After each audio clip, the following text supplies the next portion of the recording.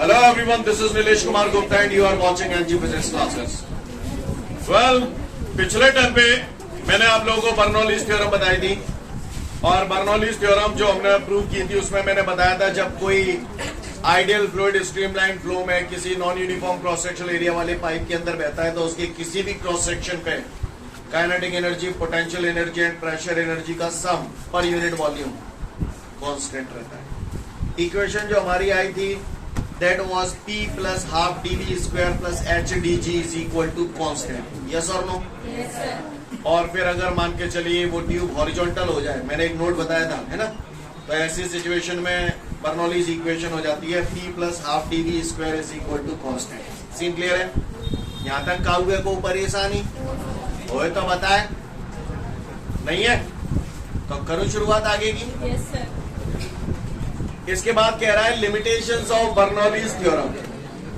Bernoulli's theorem की क्या limitations हैं, क्या लिमिटेशंस हैं, क्या कमियां हैं, है ना, किन सिचुएशंस के बियॉन्ड जाके बर्नौलीज थ्योरम फेल हो जाती है, तो वो हमें समझना है।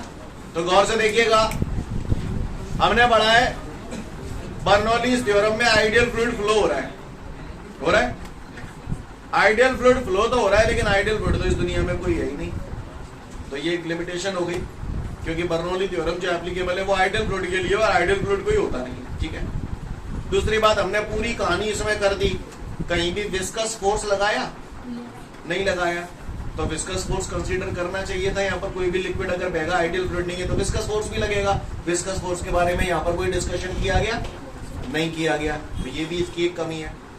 हमने बोला था ये law of conservation of energy पे बेस्ड है, ऐसा बोला था। Bernoulli theorem is based on the law of conservation of energy. जो भी वर्क डन आपने लिक्विड पे किया था वो काइनेटिक एनर्जी और पोटेंशियल एनर्जी इंक्रीज कराने में खर्च हो रहा था। सही बोल रहा हूँ मैं, ऐसा बताया था आपको। लेकिन एक बार बताओ, लेकिन कोई भी लिक्विड अगर बहेगा तो जाहिर सी बात है लिक्विड और पाइप के बीच में फ्रिक्शन फोर्स होगा, और फ्रिक्शन फोर्स की वजह से बहुत सारी एनर्जी, हीट एनर्जी के फॉर्म में लॉस भी होगी। उस लॉसेस के बारे में यहाँ कोई डिस्कशन किया गया नहीं किया गया। तो ये सब क्या है? These are the limitations. ये लिमिटेशंस है बर्नौलीज थ्योरम की। जहां भी लिसन एवरीवन, जैसे मान के चलो किसी पाइप में लिक्विड फ्लो हो रहा है और पाइप का शेप कर्वेचर है, तो सेंट्रीफ्यूगल फोर्स के कारण भी वहां पर एनर्जी प्रोड्यूस होनी चाहिए, तो उस एनर्जी के बारे में भी यहाँ पर कोई भी डिस्कशन नहीं किया गया। तो these all are the limitations of Bernoulli's theorem. क्या आपको मेरी बातें समझ में आई जो मैंने बोला? सीन क्लियर है? तो एक बार पढ़ लो, फिर मैं आगे की बात करूंगा आपसे। तो लिमिटेशंस ऑफ बर्नौलीज थ्योरम के बाद उससे जस्ट ऊपर जो नोट है, मैंने आपको बताया था बर्नौलीज थ्योरम का जो इक्वेशन होता है P plus half dV square plus HdG is equal to constant। लेकिन मैंने बताया था पाइप अगर हॉरिजॉन्टल हो तो ऐसी सिचुएशन में इक्वेशन बन जाता है P plus half dV square is equal to constant। Scene clear है भैया? किसी को कोई दिक्कत? अच्छी बात। यहां पर ये जो इक्वेशन लिखी है उसके नीचे एक लाइन लिखी हुई है, अगर आपने पढ़ी हो तो, है ना, और वो लाइन अपने आप में बहुत बड़ा रोल प्ले करती है। इसको समझने की कोशिश करिएगा आप लोग, थोड़ा सा गौर से देखिएगा। सपोज करिए यहां पर ऐसे समझो इसको, 7 plus 3 is equal to 10। Scene clear है? सब लोग देख पा रहे हैं proper? 7 plus 3 is equal to 10। अगर मैं इसे 7 के बजाय 6 करना चाहता हूं, यानी इसे क्या कर दिया? कम कर दिया। क्या कर दिया? और आंसर मुझे 10 ही चाहिए, तो इसे बढ़ाना पड़ेगा। आपको मेरी बात समझ में आई? अगर मुझे ये टर्म कांस्टेंट चाहिए, आंसर मेरा 10 के 10 चाहिए, तो अगर ये बढ़ेगा तो ये घटेगा, और ये घटेगा। समझ गए? P plus half dV square is equal to constant। मुझे टर्म अगर कांस्टेंट चाहिए, तो अगर किसी जगह प्रेशर बढ़ रहा है तो वेलोसिटी घटेगी, या प्रेशर कम होगा तो वेलोसिटी बढ़ेगी। कहानी समझ में आ रही है? वो जो नीचे लाइन लिखी है इसके बाद यही लिखी हुई है। क्लियर? ये इक्वेशन हमें इस बात को इंडिकेट करती है कि अगर किसी जगह प्रेशर बढ़ रहा है तो वेलोसिटी कम हो जाएगी, या प्रेशर कम हो रहा है तो वेलोसिटी बढ़ जाएगी। जो भाषा बोली आपको समझ में आई? का प्रेशर बढ़ेगा तो वेलोसिटी कम होगी, और प्रेशर कम होगा तो वेलोसिटी बढ़ेगी। हाँ, ये बर्नौलीज प्रिंसिपल है। क्लियर है? समझ में आ गया जो लाइन लिखी हुई है? अब इसके एग्जांपल देखना चाहेंगे आप लोग थोड़ा सा। लिसन एवरीवन, किसी भी जगह अगर स्पीड जरूरत से ज्यादा है तो प्रेशर कम हो जाएगा, या किसी जगह स्पीड एकदम से कम हो रही है तो प्रेशर बढ़ जाएगा। आप महान है। क्लियर? तो गौर से देखिएगा सभी लोग, ध्यान से। जब आंधियां आती हैं तो छतें उड़ जाया करती हैं, छप्पर उड़ जाया करते हैं। तो क्यों उड़ जाते हैं उसका कारण समझे। आंधी नहीं है, फिलहाल आंधी नहीं है, ये छप्पर बना हुआ है। क्लियर? अंदर एयर है, एयर का प्रेशर भी होगा, होगा नहीं होगा? क्या होगा? प्रेशर। ये अंदर से प्रेशर लग रहा है ऊपर की तरफ, और ऊपर से प्रेशर लग रहा है नीचे की तरफ। दोनों प्रेशर बराबर है, छपरा टिका हुआ है। नहीं है ये मेरी बात समझ में? सीन क्लियर है? क्या हुए को परेशानी? क्लियर? ये दोनों प्रेशर एक दूसरे को बैलेंस कर रहे हैं, जिसकी वजह से छप्पर यहाँ टिका हुआ है। जैसे आंधी आएगी, आंधी घर में आएगी या घर के बाहर आएगी? जो भाई साहब आंधी आ रही भरभरा के, आंधी भरभरा के आ रही है, यानी हवाओं की स्पीड बहुत ज्यादा हुई। हवाओं की स्पीड बहुत ज्यादा हो गई, ये ज्यादा हो गई तो ये जी कम है को, जी प्रेशर कम है को, जी बीते को बीते गई है, उड़ी गो नहीं है बात समझ में? तो ये छप्पर क्यों उड़ गए, समझ में आई बात? जब आंधियां चलती हैं, जब आंधियां चलती हैं तो हवाओं की स्पीड बढ़ जाती है, हवाओं की स्पीड बढ़ जाएगी तो यहाँ पर प्रेशर कम हो जाएगा, और प्रेशर कम हो जाएगा, ये प्रेशर कम हो गया, ये उतना की उतना ही लग रहा है, तो ये छप्पर उड़ जाएगा। नहीं यही बात समझ? तो आंधियों में छतें छप्पर उड़ जाते हैं, तो क्यों उड़ जाते हैं? तंत्र पर रहा है। नहीं आई मेरी बात समझ में? क्या हुए को परेशानी हो तो बताए ना, नहीं तो सुने। और देखिएगा ध्यान से सब लोग, कई बार महसूस करना बस समझने का खेल है। आप प्लेटफॉर्म पे खड़े हैं, कई बार आपने देखा होगा ट्रेन आ रही है, तेज स्पीड से आती है, तो कहते भैया पीछे है जा, पीछे जा, ट्रेन खींच लेगी। कहते ना ट्रेन खींच लेगी, ट्रेन खींचत ना कौए। क्लियर? ट्रेन खींचती नहीं है, पर ये बर्नौलीज प्रिंसिपल काम कर जाता है वहां पर, जिसकी वजह से इंसान खींचता चला जाता है ट्रेन की तरफ। क्यों चला जाता है उसको ध्यान से सुनिएगा। जैसे for example, try to understand everyone. Suppose करिए ये ट्रेन आ रही है, ओके, आई ना ने आ रही है, हवा लागी, यहाँ ट्रेन धरी है, ठीक है, और यहाँ प्लेटफॉर्म पे एक बंदा खड़ा हुआ है। तो जालंगते प्रेशर और हवा को जालंगते प्रेशर, दो प्रेशर बराबर है, दो प्रेशर बराबर है, तो डटा हुआ है, खड़ा हुआ है बंदा। अचानक से ट्रेन आई भरभरा के, और जो ट्रेन भरभरा के आई तो यहां पर स्पीड ज्यादा थी, तो इधर वाला प्रेशर इधर वाला प्रेशर कम हो गया, इतने बीते नहीं लग रहा है। कहा वो नहीं है मेरी बात समझ? सीन क्लियर है? इस वजह से अपन बोलते भैया ट्रेन खींच लेगी, ट्रेन खींच ले, नहीं है मेरी बात समझ? तो ट्रेन खींचे तो ना, पर कहानी समझ में आ रही है क्या प्रिंसिपल काम कर रहा है? हाँ, आई hope you understand guys. Clear है? कोई दिक्कत? तो बढ़ जाऊं आगे। तो किसी जगह अगर वेलोसिटी ज्यादा होती है तो क्या हो जाता है, ऐसी सिचुएशन में प्रेशर कम हो जाता है। जैसे फॉर एग्जांपल आप ये पेपर देख रहे हैं, ये पेपर है, अगर मैं यहाँ से हवा मारूंगा तो ये पेपर कहाँ जाना चाहिए, नीचे जाना चाहिए या ऊपर जाना चाहिए? है, पर देखना ये उठेगा ऊपर।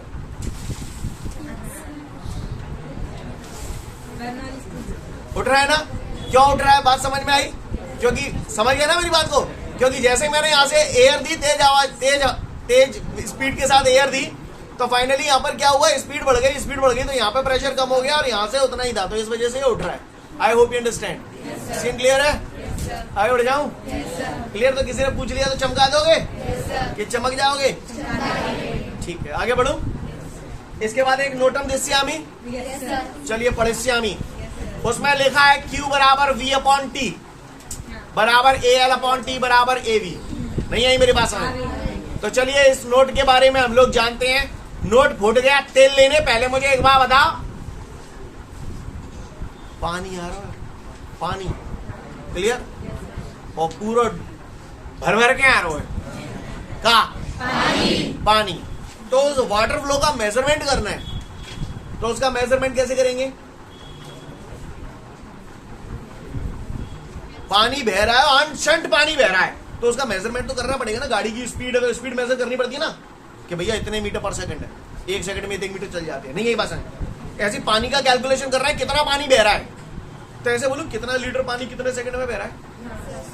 कछू ने है, बोलो। लिसन एवरीवन, 100 लीटर पानी पर सेकंड बह रहा है, तो ये 100 लीटर क्या है? पानी तो है, ये है क्या? 100 लीटर क्या हुआ? कौन सी फिजिकल क्वांटिटी हुई? समझ गए? वॉल्यूम, वॉल्यूम पर सेकंड बह रहा है। शाबाश, महान है आप लोग, धन्य लोग हैं, इतनी देर में बता पाएंगे। क्लियर? क्लियर? इसको बराबर हम डिनोट करते हैं क्यू से, the rate of flow of liquid. ये क्या है? Rate of flow of liquid. Clear? Q को हम लोग बोलते हैं rate of flow of liquid, यानी कितना वॉल्यूम पानी कितने टाइम में बह रहा है। क्लियर? जैसे मैंने बोला किसी एक जगह, फलानी जगह बाढ़ आ गई, 100 लीटर पानी पर सेकंड बह रहा है, मतलब 1 सेकंड में 100 लीटर पानी बह रहा है, तो ये क्या दे रहा है? Rate of flow of liquid ही तो दे रहा है। दे रहा क्या दे रहा? Volume, volume. अल्लाह, बोल अल्लाह। अपॉन टी, भैंसा की भैंसा। Length upon time, distance upon time, speed. Clear? नहीं यही बात समझ में? क्लियर? तो Q बराबर AV, याद रखना फॉर्मूला। आया? कैसे समझ में आया? कौआ कैसे बोलता है? कौआ। नहीं यही बात समझ में? क्लियर? Q बराबर AV, याद रहेगा? पूछेंगे भाई, rate of flow of liquid का फॉर्मूला Q बराबर AV। क्लियर? चलू आगे, दवा नोट है, देखो फिर आगे की बात करेंगे, तुमसे बताऊं तुम्हें मैं हवाल। इसके बाद हमारे सामने अगला क्वेश्चन है, डिफाइन वेंचुरीमीटर का। वेंचुरीमीटर अगर कोई पूछे वेंचुरीमीटर होता क्या है, तो वेंचुरीमीटर एक डिवाइस है जिसके जरिए हम लोग किसी पाइप में लिक्विड फ्लो होता है, तो उसका रेट ऑफ फ्लो कितना है, ये बात हम लोग कैलकुलेट कर सकते हैं with the help of venturimeter. Is a device with the help of which we can calculate the rate of flow of liquid. Clear? किसी भी ट्यूब में rate of flow of liquid कितना है, इस बात को कैलकुलेट करने के लिए जिस डिवाइस का इस्तेमाल किया जाता है उसे हम लोग बोलते हैं वेंचुरीमीटर। सीन क्लियर है? क्या हुआ? कोई परेशानी? सबको कथा क्लियर है? बढ़ूंगा आगे? अच्छी बात है, आगे बढ़ते हैं। क्यों? जहां प्रेशर ज्यादा होगा वहां वेलोसिटी, और जहां प्रेशर कम होगा वहां वेलोसिटी। अच्छा, पुराने पाप क्लियर है क्या आपके? एक मच्छी जिरई, तो एक मच्छी जिरई, प्रेशर किस पे ज्यादा होगा? इस पे इतने कॉलम के कारण प्रेशर होगा, इस पे। क्लियर है ना? और सपोज करिए ये H हाइट है, तो HDG, यहाँ पर भी HDG, किस पे ज्यादा है? कितना ज्यादा है? तो इसका और इसका डिफरेंस ये यही तो हुआ H, तो इतने लिक्विड कॉलम के कारण HDG लिख दो। यहाँ पर ये H कौन सा वाला? ये वाला H हो गया, क्योंकि एक्स्ट्रा यही तो, ये तो बराबर हो गए ना, इतना और इतना। बोला भैया, ये एक्स्ट्रा लग रहा है? जो बोला समझ में आया कि नहीं आया? आया? ये मेरा क्या है? गल्ला। क्लियर?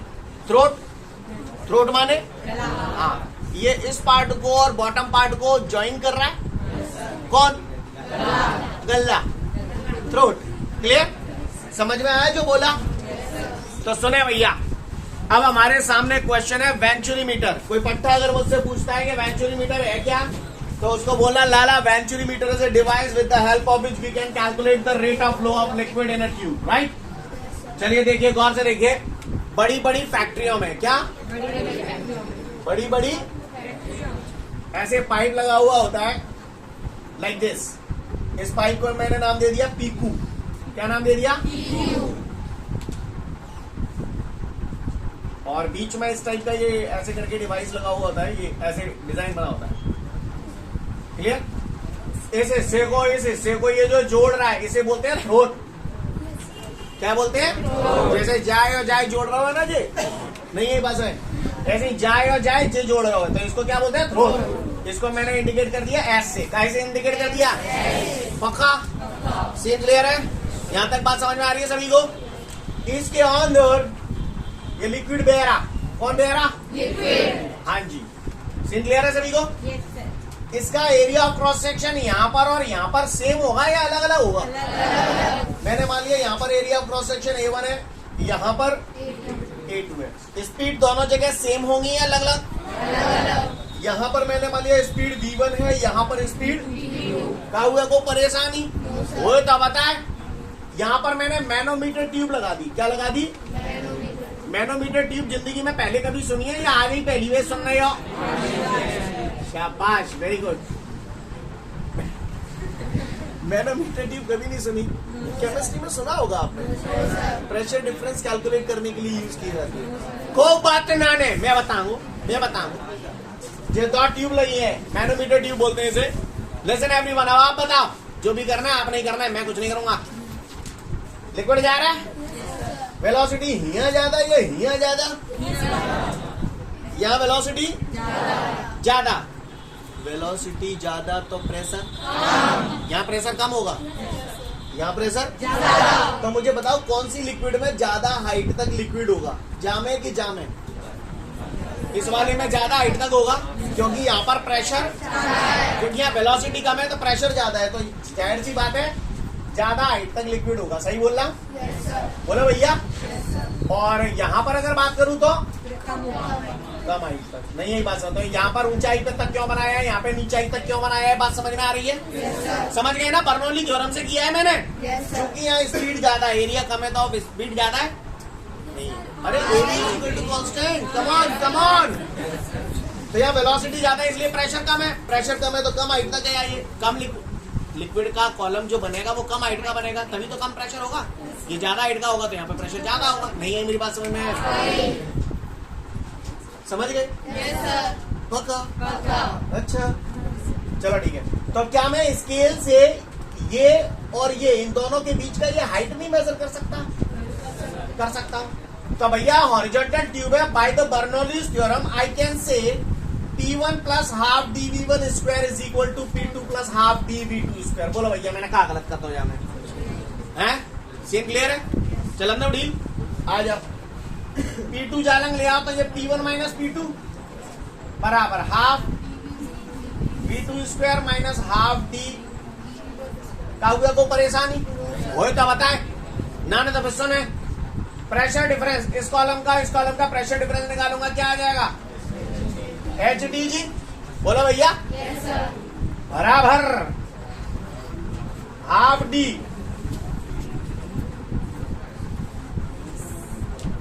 समझ में नहीं है? डी तो डी 2 जालंग ले आओ 2GH बराबर।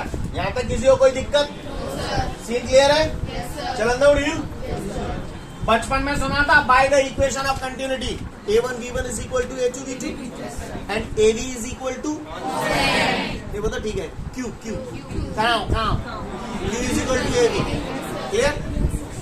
तो लाला रे A1 V1 बराबर A2 V2 बराबर Q। नहीं ये बात समझे? अगर इतने नहीं समझ में आ गई तो मैं बता दो। देखो 2GH तो ये है गई। अब जहाँ V2 square minus V1 square लिखनो V2 देखो A2 V2 बराबर Q है तो V2 बराबर Q अपॉन A2 स्क्वायर है तो V1 तुम बताओ। चलो समझ गए? A1 V1 बराबर Q है तो A1 नीचे ले आऊंगा तो V1 बराबर क्या आ जाएगी? समझ में नहीं आई? मैंने दिल्ली बना दिया, चरखा चला दिया है। सीन क्लियर है? समझ गए? तो बताओ दोगुन में कॉमन क्या आ रहा है? जोर से बोलो। तो 2GH बराबर Q स्क्वायर क्यों बोले हो? नहीं यही बात समझ में? बोलो भैया क्या हुआ को परेशानी? चलन दो डील। 2GH को भैया हमारे सुर में आ गए, कनपट्टी पे थाप पड़ेंगे जूरा जूर दिया। LCM ले लिया मैंने इसका, तो LCM आ गया A1 स्क्वायर A2 स्क्वायर, ऊपर क्या बच जाएगा? सीन क्लियर है? कोई परेशानी? क्रॉस मल्टीप्लाई करके A1 स्क्वायर A2 स्क्वायर को इधर ले आया तो ये हो जाएगा 2GH A1 square A2 square. इस पूरी रामायण को नीचे ले आया तो A1 स्क्वायर माइनस बराबर Q स्क्वायर। सीन क्लियर है भैया सभी को? आगे बढ़ जाऊं? अब इधर कर रहा हूं थोड़ा सा, स्क्वायर हटाऊंगा तो अंडर रूट आ जाएगा। तो Q बराबर under root 2GH A1 square A2 square upon A1 square minus A2 square. Scene clear है सभी को? अब बताओ भैया, A1 स्क्वायर रूट के बाहर लिख सकता हूं क्योंकि स्क्वायर से रूट कट जाएगा A1 का। तो ये मैंने लिखा A1 A2 स्क्वायर को भी बाहर लिख दूं under root upon,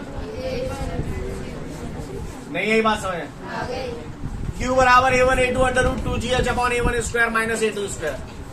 With the help of this formula we can calculate the rate of flow of liquid in a tube. Scene clear है? भाषा समझ में आ रही है सभी को? कोई दिक्कत? तो किसी ने अगर पूछ लिया वेंचुरीमीटर क्या होता है तो क्या हम बता पाएंगे?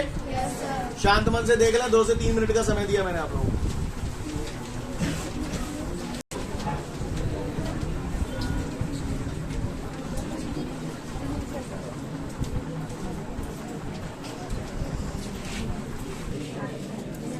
इसके बाद हमारे सामने अगला क्वेश्चन है,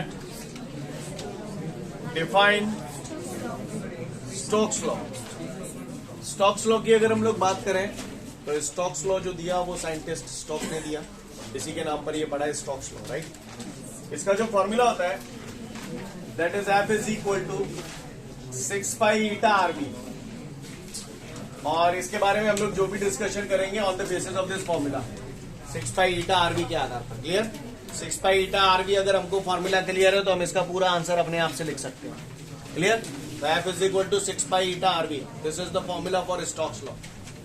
स्टोक्स लॉ में ये कहा गया कि जैसे कि सपोज करिए ये कंटेनर है और इस कंटेनर के अंदर मैंने लिक्विड भर दिया। ये जो लिक्विड भर दिया, ये जो फ्लूइड मैंने इसके अंदर भर दिया वो विस्कस फ्लूइड है।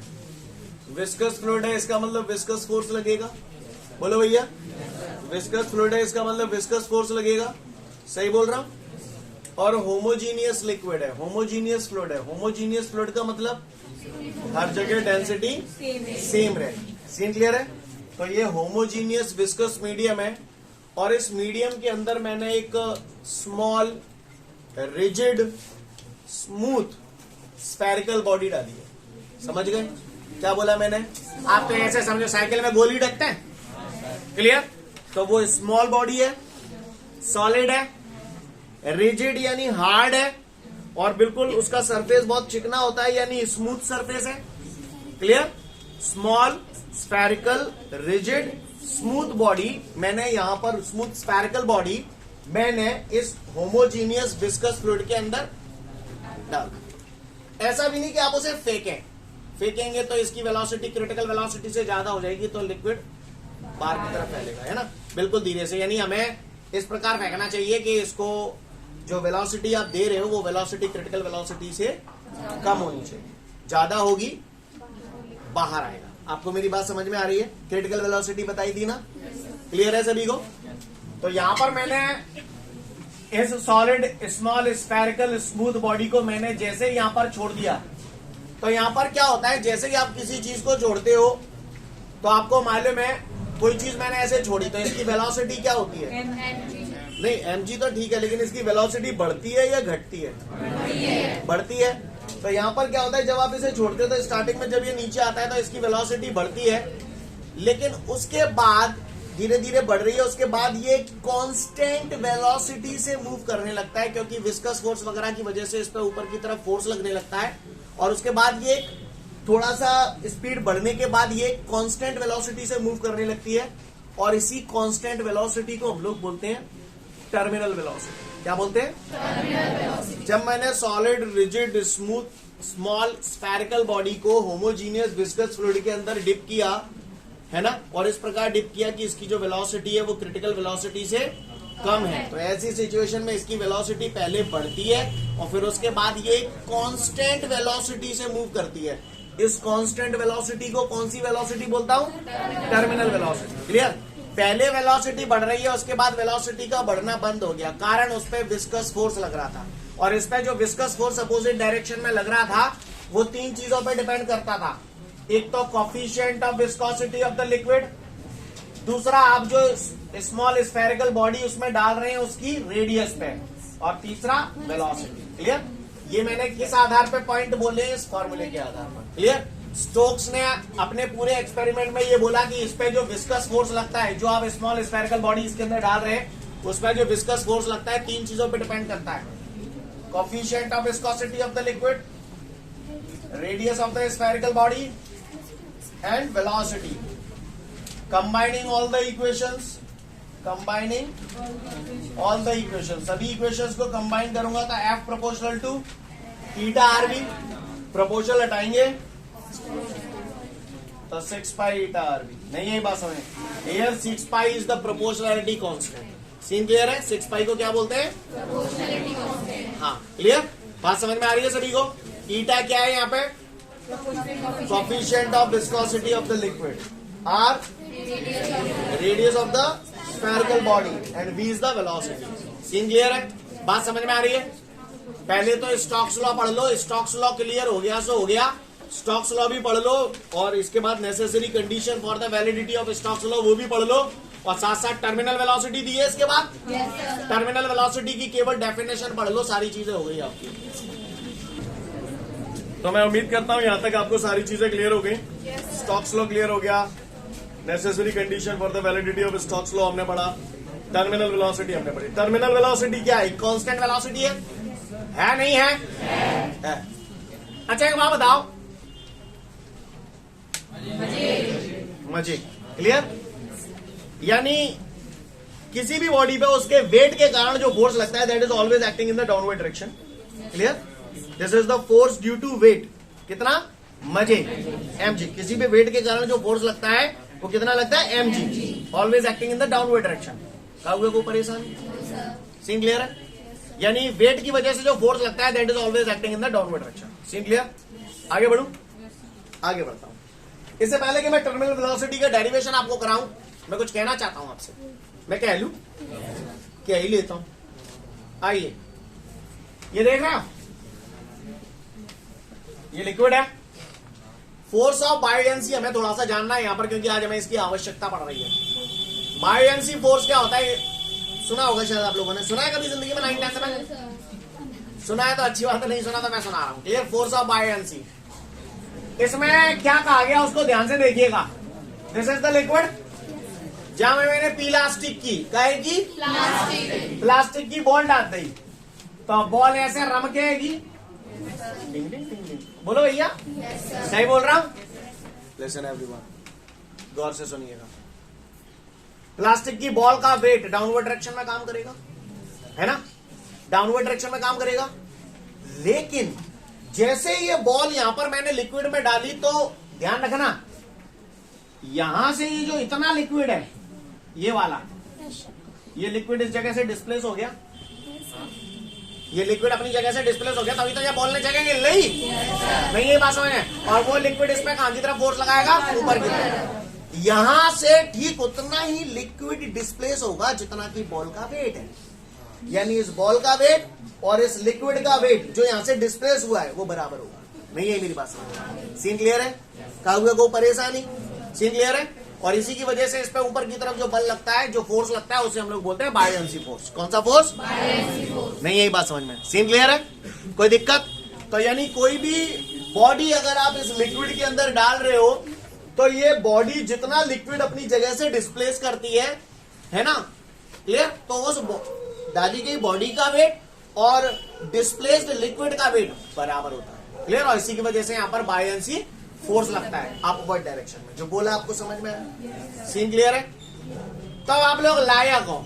आप एक दो बातें और बता दो। डेंसिटी का फॉर्मूला, तो mass is equal to volume into density. Volume of sphere क्या होता है? 4/3 जानते हो? जानकार हो? आओ तो फिर तो गौर से देखिएगा, यहां पर मुझसे कहा गया है कि भैया ये लिक्विड है। क्या है ये लिक्विड मैंने यहां पर बना दिया। देख पा रहे हैं आप लोग प्रॉपर? ये मैंने एक लिक्विड बना दिया है। इसके अंदर मैंने कोई सॉलिड स्फेरिकल बॉडी डाली है, ध्यान रखना, सॉलिड स्फेरिकल बॉडी डाली है। ये मैंने स्फेरिकल बॉडी डाल दी, तो इसके वेट की वजह से फोर्स कहां लगेगा? नीचे की तरफ, है ना? तो ये मैंने इस पर नीचे की तरफ फोर्स लगाया। एरो चाहे नीचे की तरफ बना दूं चाहे ऐसे बना दूं, बात एक ही है। ये काय की वजह से फोर्स है? वेट की वजह से। क्लियर है? अब जाहिर सी बात है कि बॉल इसके अंदर आई होगी तो इसने फ्लूइड को डिस्प्लेस किया होगा, तो डिस्प्लेस करने की वजह से इस पे ऊपर की तरफ फोर्स लगा, that is force due to buoyancy. और प्लस विस्कस लिक्विड के अंदर कोई बॉडी अगर जाएगी तो उस पर विस्कस फोर्स भी लगेगा जो इसके मोशन का अपोज करेगा। तो दूसरा फोर्स हो गया कौन सा फोर्स? Viscous force. फिर ये कांस्टेंट स्पीड से मूव कर रहा है, ना इसकी स्पीड बढ़ रही है ना घट रही है, यानी ये इक्विलिब्रियम पोजीशन में। इक्विलिब्रियम पोजीशन में ऊपर का फोर्स बराबर, तो इक्विलिब्रियम पोजीशन में क्या इक्वेशन बनेगी आप बता दो? Fw बराबर सीन क्लियर है भैया यहाँ तक? ये स्टेप आप सभी लोगों को समझ में आ गया?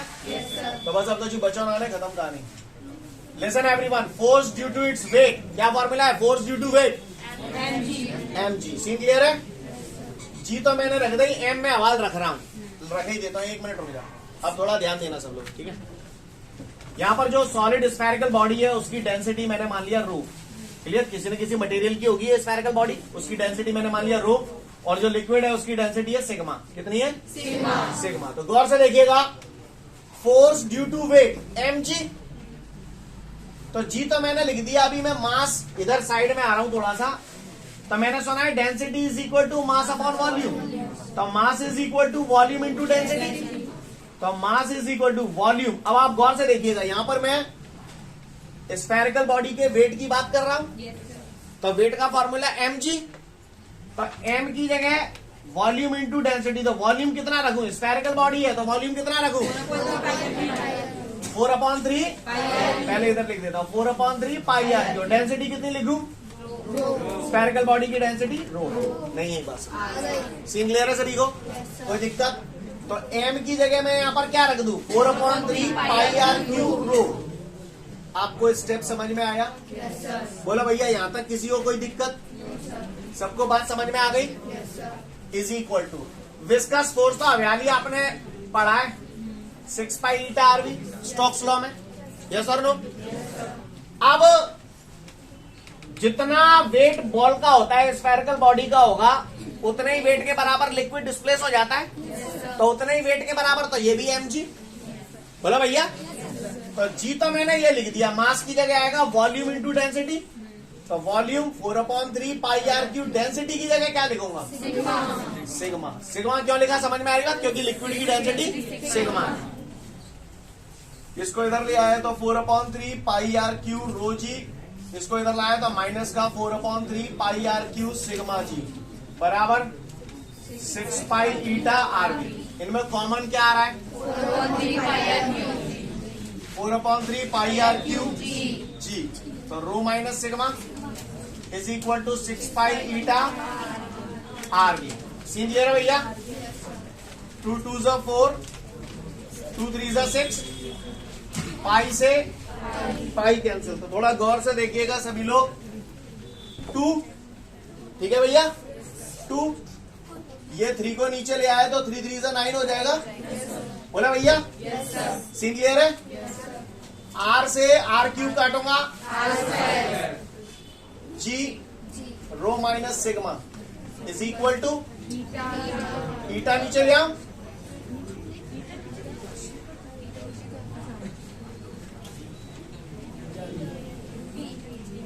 सीन क्लियर है?